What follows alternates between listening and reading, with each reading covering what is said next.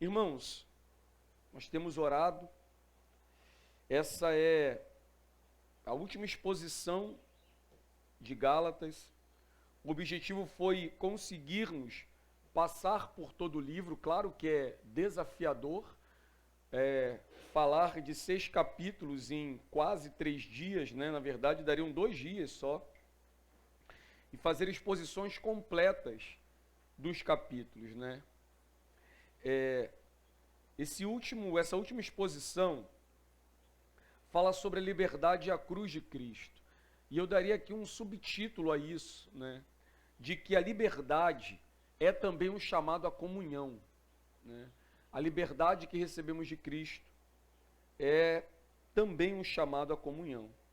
Vamos ler aqui alguns versículos aqui do capítulo 6, que diz assim, ó: irmãos, se alguém for surpreendido em algum pecado, vós que sois espirituais deveis restaurar essa pessoa com espírito de humildade. E cuida de ti mesmo, para que ninguém seja tentado também. Para que não sejas tentado também. Levai os fardos uns dos outros, e assim estareis cumprindo a lei de Cristo. Pois se alguém pensa ser importante, não sendo nada, engana a si mesmo. Mas cada um avalia o seu próprio procedimento, e então terá motivo para orgulho somente em si mesmo e não nos outros. Porque cada um carregará o seu próprio fardo. O que está sendo instruído na palavra deve repartir todas as coisas boas com aquele que o instrui. Não vos enganeis, Deus não se deixa zombar. Portanto, tudo que o homem semear, isso também colherá. Pois quem semeia para a sua carne, da carne colherá ruína. Mas quem semeia para o Espírito, do Espírito colherá a vida eterna. Oremos. Senhor, em nome de Jesus, aplica, Deus, a Tua palavra no nosso coração, na continuidade de tudo isso que ouvimos nessa manhã. Senhor, fala conosco, nos edifica, Deus, nos instrui a entendermos que essa liberdade é um chamado à comunhão, à unidade do corpo de Cristo. Oramos em nome de Jesus. Amém. Amém.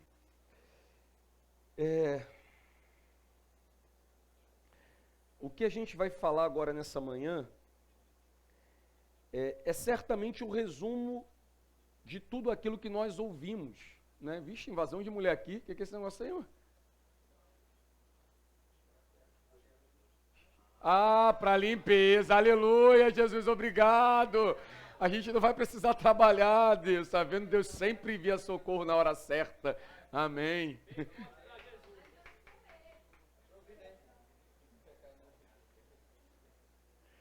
O que vamos começar a falar, irmãos, é o resumo perfeito de tudo aquilo que vimos nesses dias. A liberdade que nos é oferecida por Deus nos tutela a Cristo, né? E o que é essa liberdade que nos é oferecida por Deus por meio de Cristo, né, tutelada por Cristo, o que ela resulta, irmão? Filipe já colocou aqui no capítulo 5, resulta nos frutos da carne. Os frutos do Espírito, queria ver se vocês estavam ligados. Resulta nos frutos do Espírito, né? É o cheiro da carne ali subindo ali, né? Resulta nos frutos do Espírito, nunca nos frutos da carne. E os frutos do Espírito, irmãos, para que devemos tê-lo, possuí-los, né? Eu sei, irmãos, que a gente entende, mas é necessário que a gente martele isso na nossa cabeça ao mesmo tempo. Nós não somos chamados para nós mesmos, nós sabemos disso. Nós somos chamados para a vida em comunidade, né? Nós somos chamados para doar-nos uns aos outros. Significa dizer, irmãos, né, toda essa liberdade, os frutos do Espírito, significa dizer que nós não pertencemos a nós mesmos, como o próprio Paulo diz aqui em Gálatas, né? Nós somos de Cristo, Cristo vive em nós. E essa liberdade tende a nos levar a algo mais. A liberdade nunca é um chamado à individualidade, diferente daquilo que nós muito aqui falamos e às vezes se expressa no mundo. Ou mesmo, né, uma relação de estreita dependência de Cristo independente dos outros. Por quê? Tem uma frase que nós usamos com certa frequência para dizer o seguinte: a salvação é individual. Isso é verdade. Mas dependendo de em que contexto você coloque isso, isso também é uma mentira. Isso é um engano. É um engano pensar que eu serei salvo, né, fora da comunhão do corpo de Cristo. É uma tolice pensar que eu sou salvo, né, sem que eu consiga, né, coordenar, controlar, dirigir, orientar a minha família, né, como é o meu dever como cristão. Sim, a salvação é individual, cada um dará conta de si, é verdade. E aqueles que são salvos, eles entendem que essa salvação resulta em uma vida de comunhão, porque em algumas situações, quando usamos a salvação individual, nós queremos muitas vezes dizer, né, que nós somos salvos independente dos outros, mas na verdade nós somos salvos com os outros. Nós somos salvos na igreja, com a igreja, para a igreja, ou não. Ou lá no céu vai ter, né, uma ceia, um banquete separado, né, para que eu desfrute da minha individualidade com Cristo. Não, irmãos, a gente sabe que não. Então, esse chamado à liberdade é um chamado que nos leva a algo mais. A liberdade não é um chamado à individualidade, ou mesmo uma relação estreita com Cristo. Eu vivo com Cristo independente dos outros. Eu vivo com Cristo, né, dependente dos outros. Eu vivo com Cristo na dependência dele, da sua graça, do seu amor, e essa graça e esse amor me torna dependente dos meus irmãos. Arranca a mão para ver se ela consegue viver, né, na independência. Arranca a mão para ver se ela tem vida. Arranca os olhos para ver se ele funciona. Nós sabemos que não. Então, se nós somos parte do corpo de Cristo, membros desse glorioso corpo, quer dizer que não há vida com Cristo independente desse corpo. De maneira que a liberdade é, ao mesmo tempo, um chamado à comunidade, à unidade. Ninguém pode ser livre fora disso. E aí, irmãos, a gente enfrenta no Brasil o problema dos desigrejados, não é?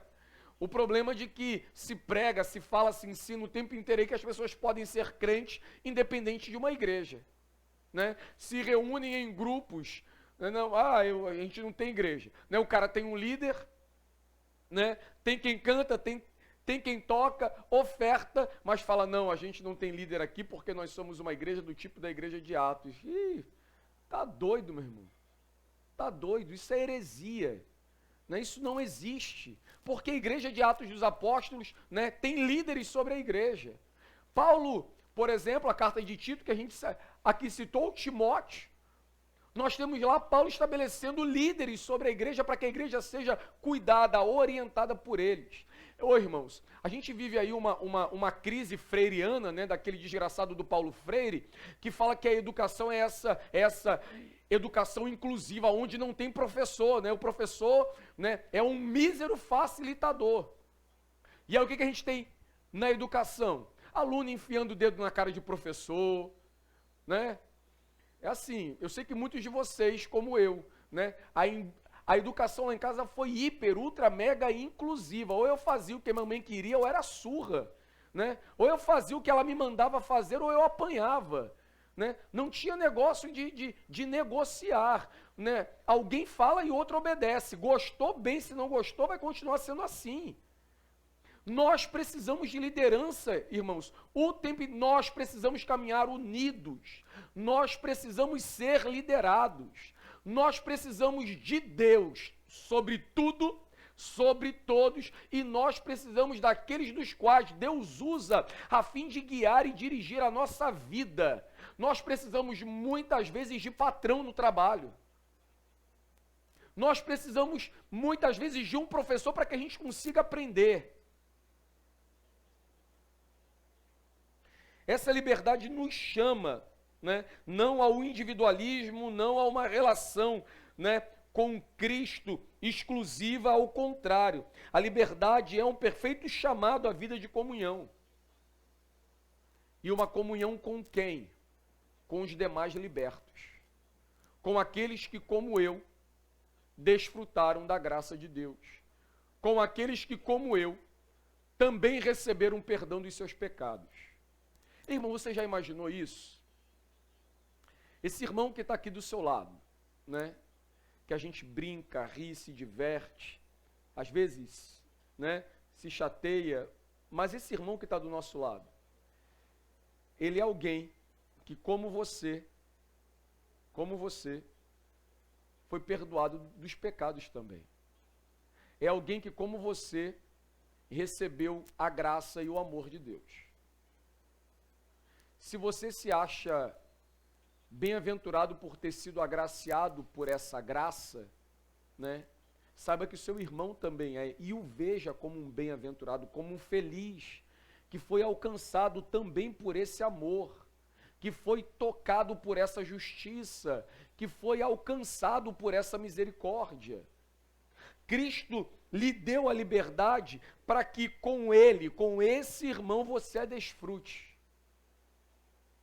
O capítulo 6 dessa carta, irmãos, encerra o tema, né, da carta com muita genialidade, com muita maestria, nos ensinando que essa obra da justificação, que nos liberta da tutela do pecado e nos transporta, né, para o reino do Filho amado,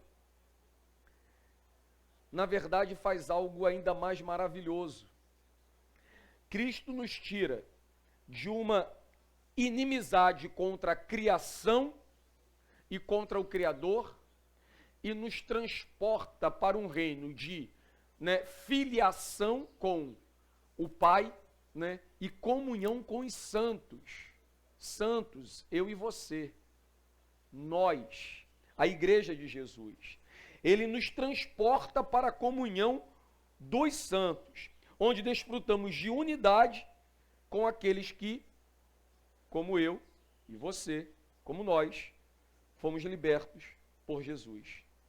A liberdade é, antes de tudo, um chamado à vida em comunidade.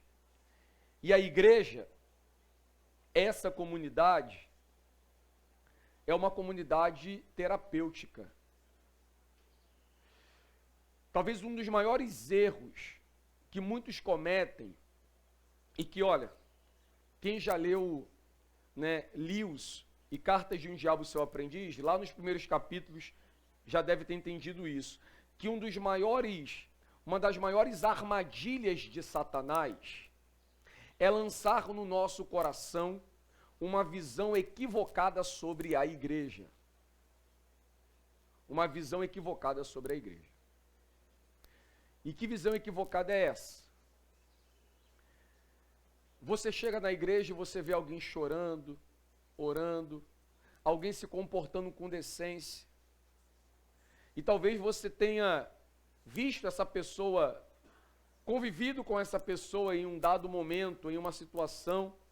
Aí o diabo lança no seu coração aquela preocupação com aquilo que você está vendo, dizendo, olha, isso é hipocrisia, isso não é verdade, esse cara não é isso, essa pessoa não é aquilo. Enquanto que Cristo Jesus morreu pelos nossos pecados de ontem, hoje e os de amanhã. De maneira que a gente não consegue ver santidade naquilo que Deus chama santo. Já viu como, no geral, a gente sempre fala que a igreja é problemática? Nós sempre olhamos para as pessoas e para a igreja com um ar de problema. Irmãos, eu me recordo de uma situação. Nós estávamos no seminário, não sei se o presbítero Eliano se recorda disso, mas a gente estava numa conversa na cantina do seminário e chega lá uma pessoa que tinha acabado de comprar um carro, né? E a gente começou a conversar, e o rapaz, que bom, Deus te abençoou, tudo mais, né? E eu falei assim, né? Ingênuo, falei assim, rapaz, os irmãos da igreja devem ter ficado muito felizes com a sua vida, né, pastor? Aí a esposa do pastor falou assim, tu é doido? Lá na igreja só tem invejoso. As pessoas lá são horríveis, né? As pessoas devem ter trincado os dentes porque o pastor chegou de carro. Eu falei, sangue de Jesus tem poder, Senhor.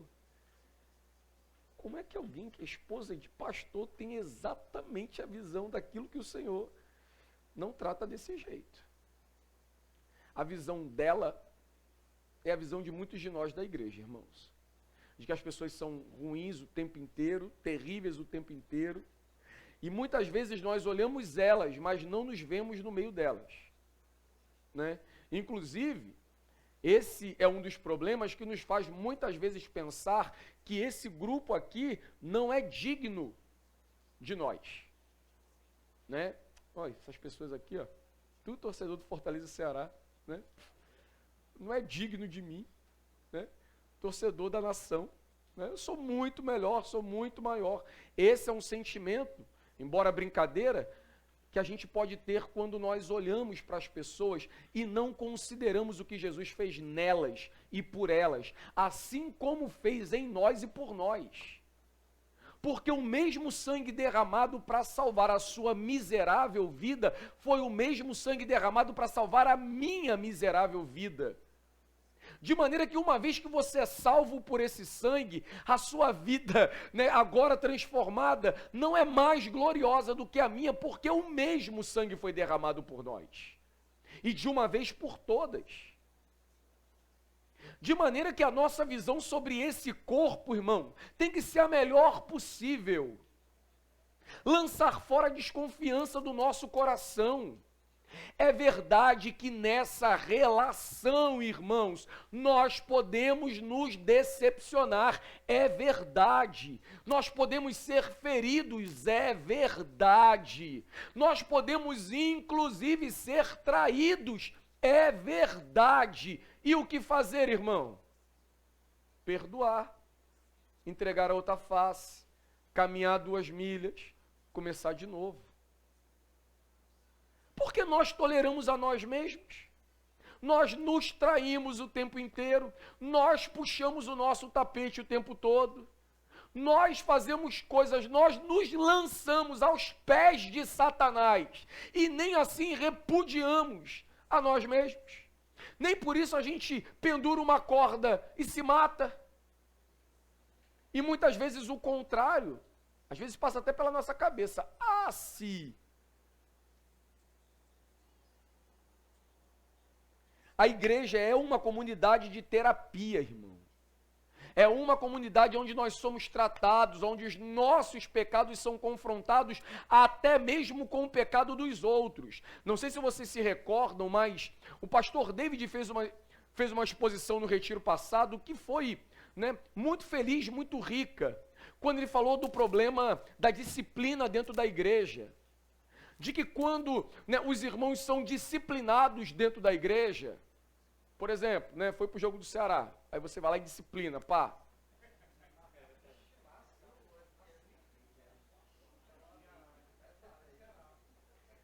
Aí os demais sofredores, né, sabem, pai, o negócio é sério, se eu for, o negócio aperta. Também. Mas quando cometem pecado e são apresentados frente à igreja, né, porque alguns falam, tu está expondo o irmão, mas ele que se expôs. O que estamos fazendo quando isso fazemos é tratá-lo como parte desse corpo. Ou quando um dedo se machuca, irmão, o que a gente faz com esse dedo? A gente esconde ele de todo o corpo até ele ficar curado?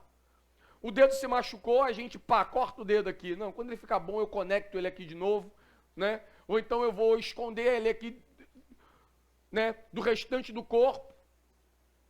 Talvez você se recorde do pecado de Acã. Por favor, se eu estiver enganado, me lembre. Mas é o pecado de quando, né, eles estão entrando na terra, invadindo a terra, e ele chega em Jericó e ele, né, toma aquilo que não deveria tomar e esconde debaixo da sua tenda. O pecado daquele miserável levou todo o povo a sofrer. Todo o povo a sofrer. Todo Israel, por causa do pecado de alguém que, não ouvindo a palavra do Senhor, fez exatamente aquilo que não deveria fazer. O nosso pecado faz o corpo sofrer, irmão.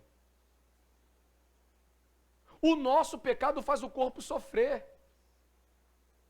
Quando nós fazemos aquilo que é contrário à vontade de Deus, quando nós tiramos de Deus aquilo que deveríamos ofertar, louvar, dedicar à nossa própria vida, nós fazemos todo o corpo sofrer aquilo que era desnecessário pelo nosso próprio pecado. E aí como a gente trata isso? É claro, há inúmeras situações, e muitos irmãos sabem disso, que a gente trata muitas situações, né? Ouvimos, a pessoa está arrependida, levanta a cabeça, vamos caminhar, a gente vai estar próximo de você. Mas há pecados que 1, 2, 3, 4, 5 vezes você fala, calma aí, irmão, você tem que se apresentar na igreja. E isso para que as pessoas saibam, para que o próprio corpo tome consciência. Primeiro, ore por ti, e depois tome consciência de que isso é pecado e é terrível contra Deus, contra o corpo de Cristo. Porque nós somos chamados à comunhão. A igreja é um lugar de terapia. Em Gálatas 3:2 fala que a igreja, o corpo de Cristo, os santos, eu e você, recebemos o Espírito Santo. Em Gálatas 4:29 fala que a igreja nasceu do Espírito Santo. Ou do Espírito, né? Em Gálatas 5:16 fala que a igreja anda no Espírito. Em Gálatas 5:18 fala que a igreja é guiada pelo Espírito. Em Gálatas 5:22 fala que a igreja, não os santos, produzem frutos do Espírito. Em Gálatas 5:25 fala que essa mesma igreja vive no Espírito. Mas essa mesma igreja que nasceu segundo o Espírito, anda no Espírito, guiada no Espírito, produz fruto do Espírito, vive no Espírito, ainda não está no céu. Ainda está aqui, ó. Ainda há em nós, irmãos, uma terrível possibilidade de queda e fracasso. Nós fomos libertos da condenação do pecado e do poder do pecado, mas não ainda da presença do pecado. O pecado ainda existe, ainda está presente. Estamos sujeitos, então, a fracassar, a cair. E nesse contexto, irmão, que a igreja é essa comunidade de terapia. É exatamente o que o texto destaca. Entendemos que o que tem aqui no capítulo 6, o que segue no capítulo 6, é um fruto direto, é uma exigência natural daqueles que são tutelados por Deus, que são habitados pelo poder do Espírito Santo, que foram salvos pelo sangue de Cristo Jesus. E assim, os frutos do Espírito na vida desses devem aparecer, a fim de servir, tocar, atuar na vida dos filhos de Deus. Os frutos devem aparecer na sua vida em direção ao seu irmão. E ao mundo também, claro. Versículo 1 do capítulo 6, ele fala assim: irmãos, se alguém for surpreendido em algum pecado, vós que sois espirituais, deve restaurar essa pessoa com espírito de humildade. Irmãos, a quem ele está falando isso? Para quem? Ele está falando para a igreja. Irmãos, se alguém pecou, a nossa tarefa como igreja não é ser complacente, não é passar a mão no pecado, não é chamar coitadinho. Nós ouvimos isso aqui muito bem. Mas é estar orando por essa pessoa, pedindo a Deus que ajude essa pessoa. Ô irmãos, a gente deve sair daqui com a tarefa de orar uns pelos outros. De vez em quando nós pegarmos aqui a foto e lembrarmos da vida, da história, né, da experiência que nós tivemos com alguns irmãos aqui e que teremos outras mais experiências de conhecermos, né, uns aos outros mais e mais. E saber que cada um de nós, sem exceção, irmão, tem fraqueza, tem dificuldade, luta contra pecado,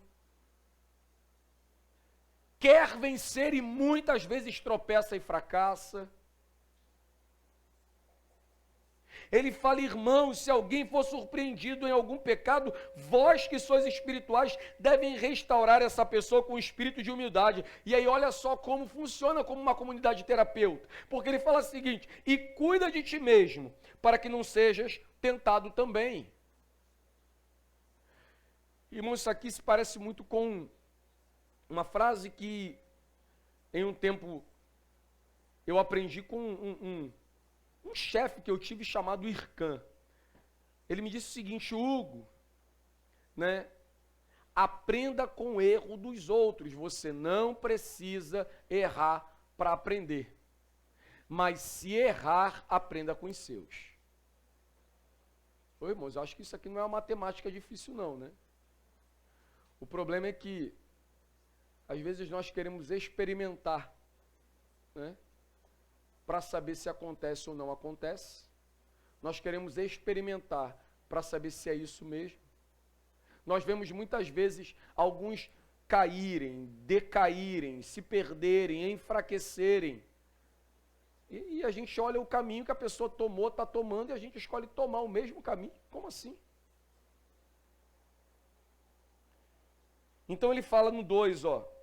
Levai os fardos uns dos outros, e assim estareis cumprindo a lei de Cristo.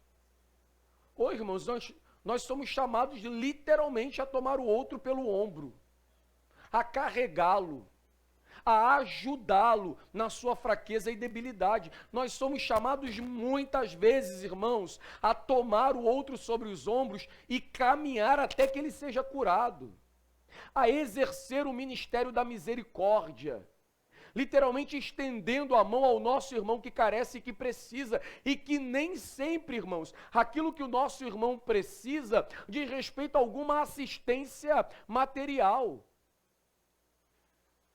Graças a Deus, irmãos, pela graça de Deus somente, nós somos uma igreja que, independente das dificuldades e problemas que nós enfrentamos, nós temos um Deus que cuida de nós. Um Deus que supre as nossas necessidades. No muito ou no pouco a gente pode glorificar a Deus, que Deus tem nos dado sustento. Em meio a uma terrível pandemia, onde pessoas no mundo inteiro morreram, nós não perdemos um só dos nossos. Isso não é graça e misericórdia de Deus? Até onde eu sei, irmãos, ainda que muitos de nós tenhamos enfrentado dificuldade, ninguém ficou sem comer o pão. De maneira que nem sempre essa assistência é uma assistência material, uma assistência, né, física, de comida, de alimentos, de dinheiro. Muitas vezes é uma assistência espiritual. Pois se alguém... Aí ele fala que levando o fardo, estamos cumprindo exatamente a lei de Cristo. Aí ele diz no verso 3, pois se alguém pensa ser importante, não sendo nada, engana a si mesmo. Mas cada um avalie o seu próprio procedimento e então terá motivo para orgulho em si mesmo e não nos outros. A noiva de Cristo, irmãos, ela foi tornada noiva por meio da nova vida que Cristo ofereceu a ela. Lembra que o profeta Oséias, né? Cara, o Antigo Testamento é maravilhoso porque as figuras, as analogias do Antigo Testamento, irmãos, se aplicam muito bem ao que nós desfrutamos no Novo Testamento. Quando nós olhamos para o Novo Testamento, né, para o Antigo Testamento, por exemplo, a analogia de Oséias e o fato dele ir e tomar uma mulher adúltera e casar com ela. E essa mulher volta a trair Oséias, e Oséias vai lá e tem que tomá-la novamente. O que isso nos ensina, irmãos? O que isso nos ensina? Isso nos ensina muita coisa. Não diferente do estado de Oséias, foi o que mais uma irmã para limpar, aleluia, Jesus. Deus é muito bom. Não vai deixar a gente trabalhar. Tá vendo como Deus é Deus de provisão?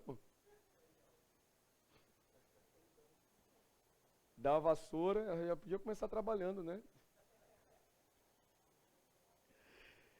Oséias, nós éramos como meretrizes, né? Perdidos, estávamos lançados no mundo, fazemos coisas absurdas e Deus nos tomou em um estado terrível, horrível. Deus não nos achou imaculados. Deus não nos achou puros. Deus não escolheu, né, uma noiva sem defeito. Ele escolheu alguém que precisava ser purificado porque estava sujo, imundo. Precisava ser tratado, eu e você. E Ele nos amou. E Ele mudou as nossas vestes, mudou a nossa mente, transformou o nosso coração. E qual é o fim disso, irmãos? O fim disso é nos dar uma nova vida, nos dar a verdadeira liberdade, nos levar à vida em comunidade. Aprender a olhar para a dor, para o sofrimento, para a necessidade alheia. E conforme a graça de Deus nos move, socorrê-los. Ei, irmãos, deixa eu falar uma coisa. Existem coisas na vida que dão indizível prazer. Coisas na vida que dão prazer indizível, que nos faz produzir, né, substâncias no nosso corpo que nós a produzimos em situações muito particulares. Uma dessas coisas é saber que nós somos úteis para a vida do outro. Saber que nós podemos ser usados como instrumento de Deus para abençoar o próximo. Quando você olha para Jesus, irmãos, e Jesus é o perfeito homem. Ele é a perfeita imagem daquilo que nós devemos ser. Qual foi o valor do que Cristo fez? Qual é o sentido que Ele dá à nossa vida quando nós olhamos para Ele? Ele mesmo disse que o sentido da vida não é você viver para si, porque Ele mesmo não veio para ser servido, mas para servir e dar a sua vida por amor de muitos. De maneira que nós entendemos que o significado da vida não é uma vida em si, não é uma vida para si, mas é uma vida para os outros. Todas as boas sagas de filme que nós vemos, gostamos de assistir, tem a figura do herói. Aquele que dá a vida para salvar a todo mundo, o homem de ferro, né, no buraco de minhoca. Aquele cara que é um egocêntrico, um ricaço, né? Você vê ele entregando a vida, ou no último Vingador, né, que ele bota lá aquela luva e faz o que tem que fazer. Ou o Simba, né, no Rei Leão, que em um dado momento acorda e percebe que a história da vida, que o sentido da vida, que é despertado por Nala, né, aquela sua amiga de infância, é exatamente dar a vida para retomar a pedra do reino e defender os demais leões.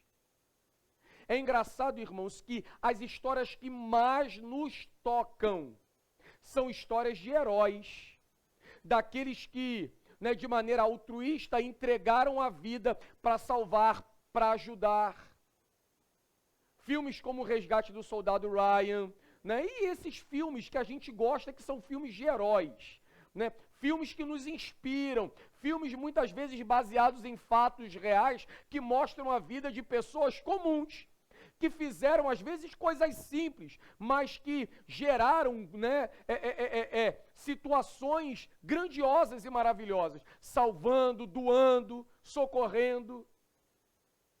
Percebe que o sentido da vida está exatamente nisso, e isso é exatamente o que Jesus Cristo nos ensina. É o que o nosso Senhor nos ensinou, que o sentido da vida não é uma vida liberta de si para si, É uma vida liberta do mundo e de si para o próximo. Ele está falando que quem faz isso exatamente está cumprindo a lei. De maneira que não é, né, aquela oração do fariseu de si para si mesmo.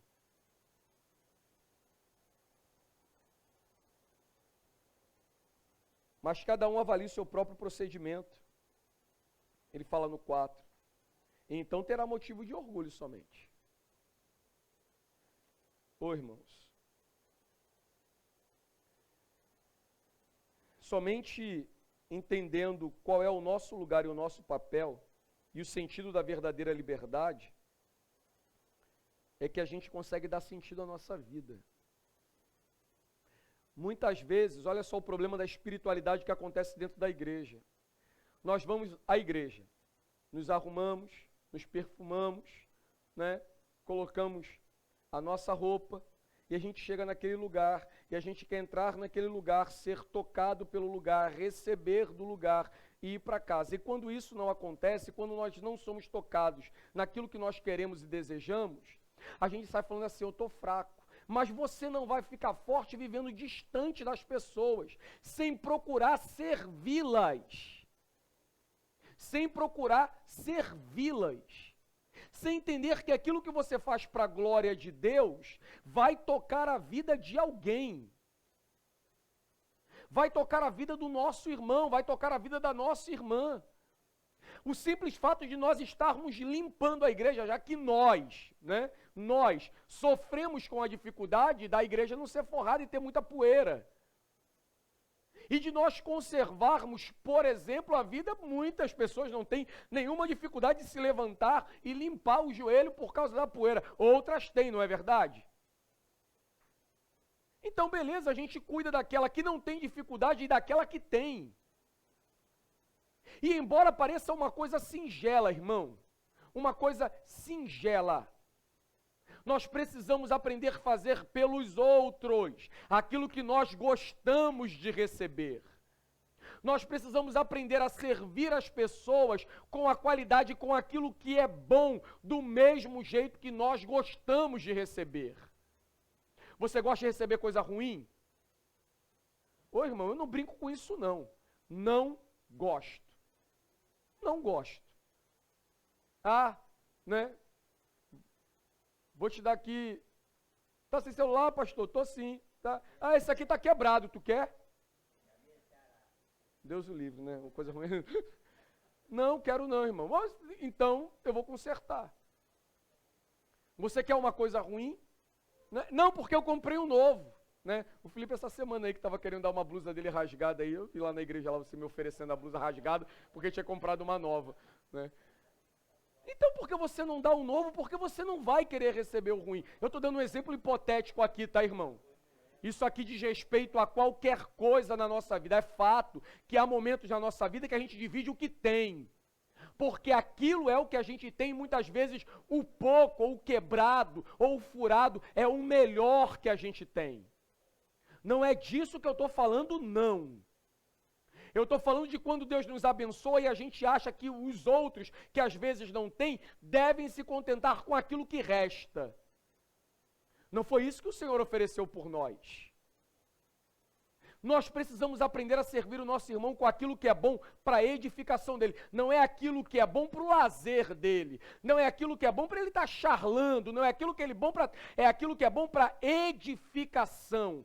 Assim como nós gostamos daquilo que é bom para a nossa própria edificação e crescimento, nós devemos aprender isso, irmão. A servir o outro com aquilo que é bom para a vida dele.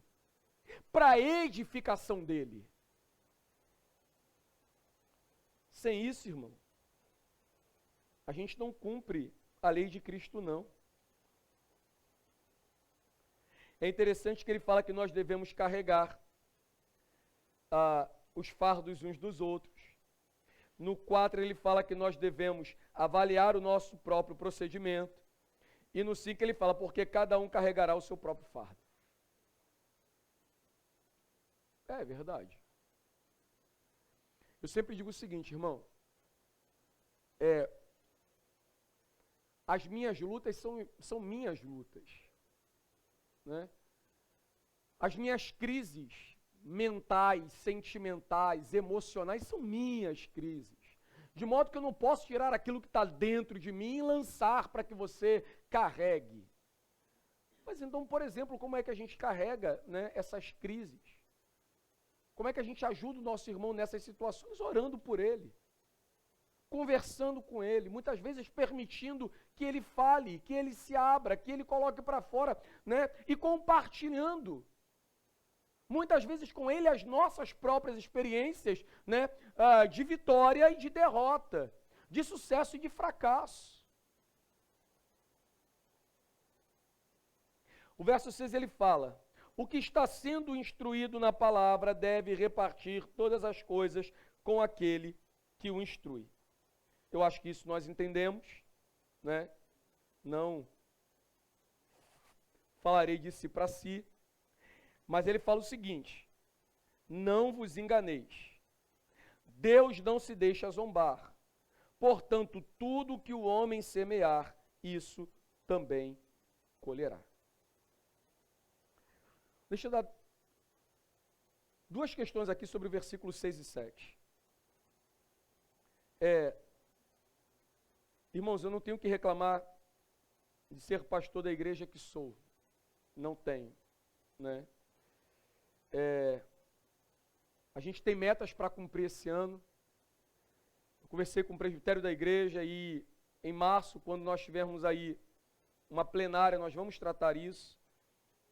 A igreja tem sim deveres para cumprir, além do aluguel, né, que paga, além de água e luz que paga, além de internet, além de contas que pagam, né, de pequenas dívidas que nós fazemos e que tudo isso é uma prioridade primeira, né, quando você oferta e você dizima dentro da igreja. Por sinal, né, hoje é dia 16 e esse mês a gente pagou o aluguel, irmãos, né, acho que foi dia 12, dia 10, né, graças a Deus, né, pagamos todas as contas da igreja, né, no final e no começo do mês.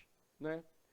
E a igreja tem sim deveres, e vocês sabem disso, a gente não precisa estar comigo, com a minha família, deveres esses, né, que durante todo o ano passado não cumpriu, e que, irmãos, de verdade não pode ser cumprido, se cada um de nós não entendermos o nosso lugar e o nosso papel. Não pode, né? Os irmãos sabem, eu estou indo para o Rio de Janeiro de férias. Vou tirar férias. Mas eu não estou recebendo dinheiro da igreja, tá, irmãos? Eu vim para o retiro sem um único centavo no bolso. Um único centavo no bolso. Nada. Né? A igreja não está pagando férias para mim tirar. Né? A maioria dos irmãos conhece a minha história e sabe em que condição eu saio daqui e eu vou para o Rio de Janeiro. Isso não é algo que eu deva me orgulhar tão pouco você, né?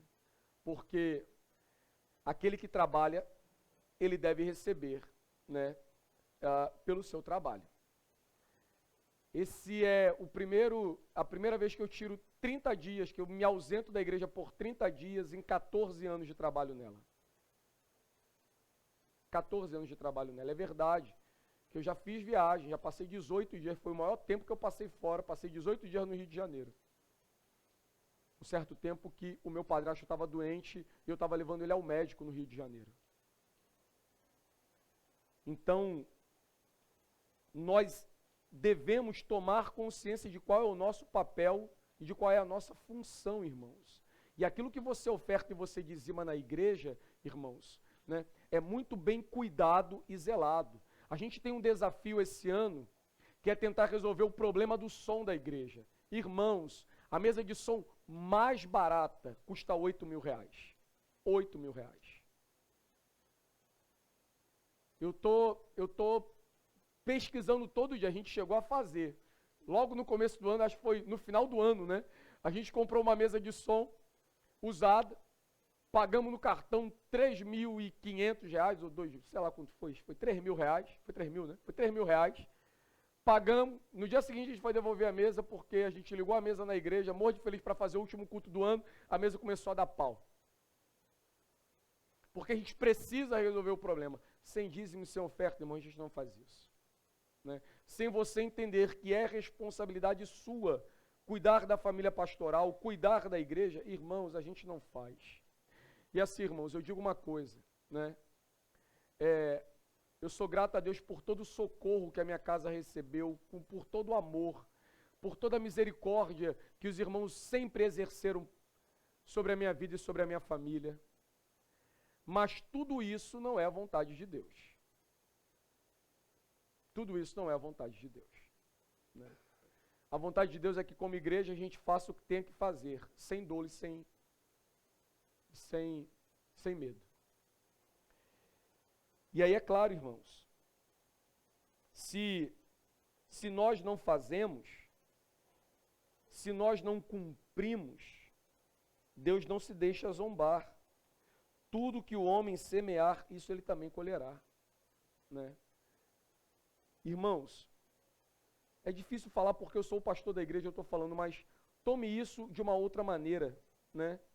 Imagine que o Felipe, que o Heleno são os pastores da igreja. Né?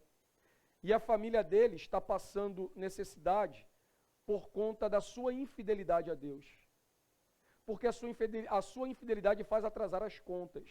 A sua infidelidade, né, atrapalha pagar o que tem que se pagar em dia. E quando muitas vezes você, como homem, age de maneira infiel, você não compensa no mês seguinte o que você deixou de fazer. O que acontece?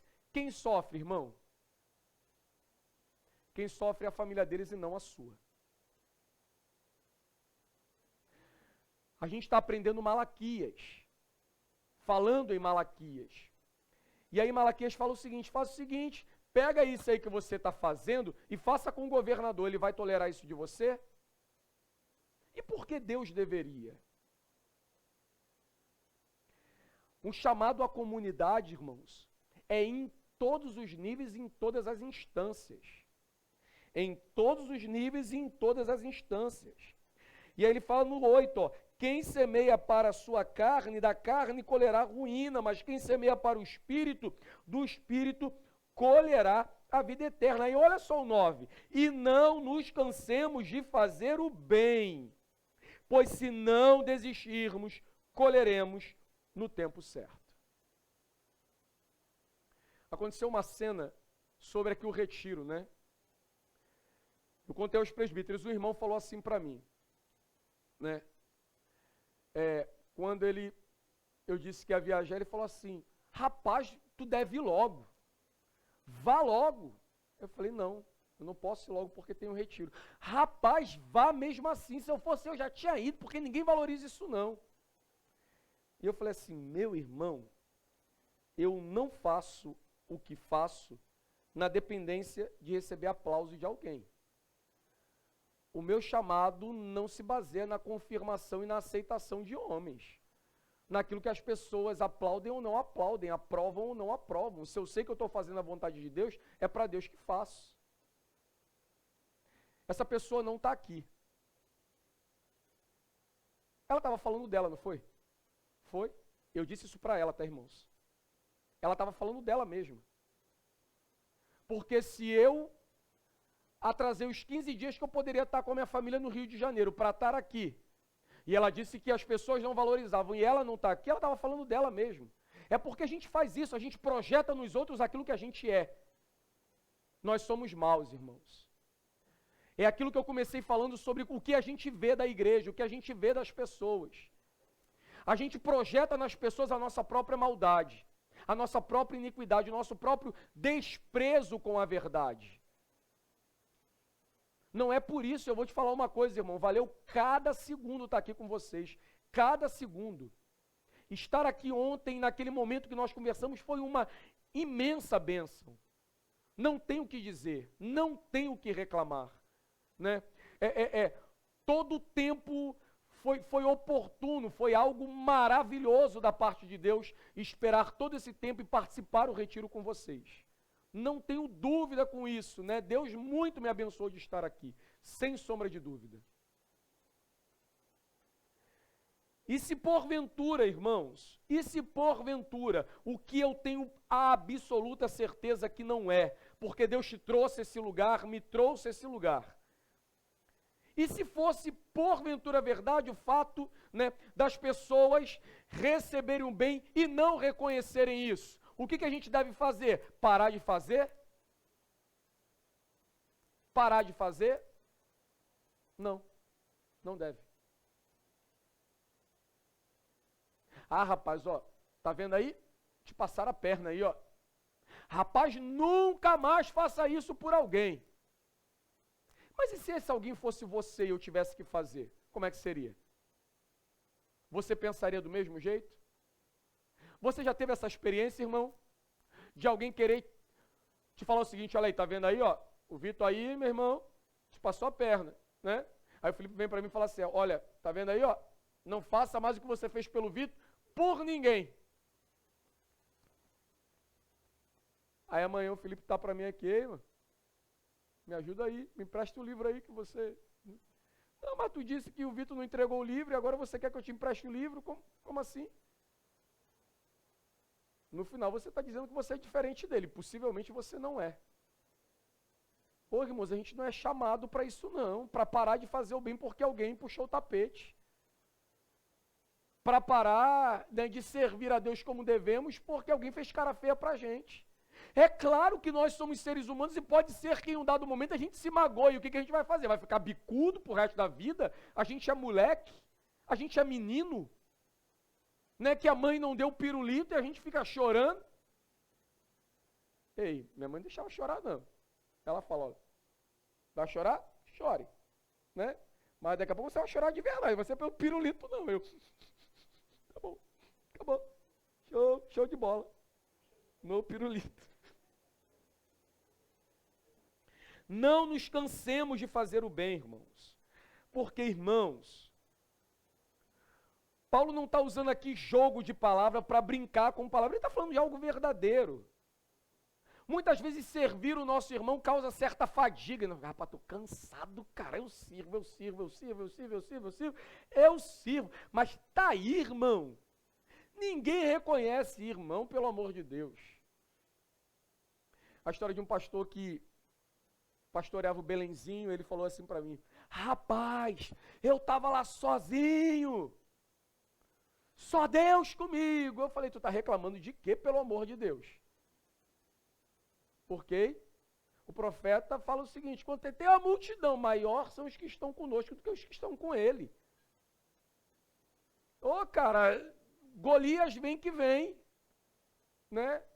Ele fala, rapaz, ele vem com espada, a gente vai em nome do Senhor dos Exércitos. E, claro, irmãos, nós sempre estamos em maior número, se estamos com Cristo. De maneira que se só Jesus está, amém, é o suficiente, é mais do que o suficiente, e nele devemos nos gloriar. Porque é verdade, há situações da nossa vida que a gente fala, rapaz, estou sozinho. Deus nos quer sozinho. Há momentos na nossa vida que, rapaz, não veio ninguém. Deus nos quis tratar exatamente dessa maneira. Tem hora que tem ajuda de sobra. Tem hora que Deus nos faz caminhar, como fez com o profeta Elias, né, fugindo de Jezabel. E caminhar. E quando ele chega lá, Deus fala o seguinte, está fazendo o que aqui? Ai, só eu sobrei, a última tapioca. Não, meu filho. Tem mais mandioca sendo plantada lá, vamos embora, volta. E voltou. Jonas, que está com a multidão e o povo está falando para ele, rapaz, tu não vai clamar não, vou não, joga ele para dentro do peixe aí, para dentro do mar, vai cair no peixe. Aí lá dentro ele acorda, Senhor, me lembrei de ti. Há momentos na nossa vida, irmão, que não tem jeito não. Nós não podemos nos cansar de fazer aquilo que Deus nos salvou para fazer. Aí ele fala assim, enquanto temos oportunidade, façamos o bem a todos. Escuta isso aqui, irmãos, principalmente aos da família da fé. Nós somos a família da fé. Aí ele fala assim, vede com que grande letra vos escrevo de próprio punho. Aqueles que desejam ostentação exterior vos obrigam a circuncidar-se, somente para não serem perseguidos por causa da cruz de Cristo. pois nem mesmo esses que se circuncidam guardam a lei, mas querem vos circuncideis, que vós vos circuncideis, né? Para se orgulharem de vós em rituais físicos. Mas longe de mim orgulhar-me, a não ser na cruz de nosso Senhor Jesus Cristo, pela qual o mundo está crucificado para mim e eu para o mundo. Ô irmãos, se entendermos isso,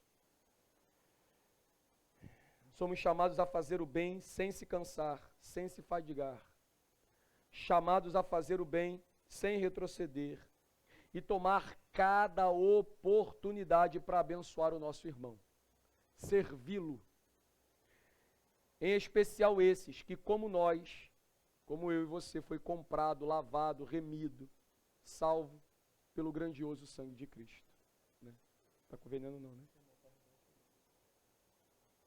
Tu tá falando aqui para mim terminar o sermão, por isso tá trazendo água, que deu a hora, foi? Eu entendi. Longe de nós, irmãos, que seja orgulhar-se a não ser na cruz de Cristo. O mundo morto para nós e nós mortos para o mundo. Que Cristo Jesus aplique, irmãos, a palavra ao nosso coração.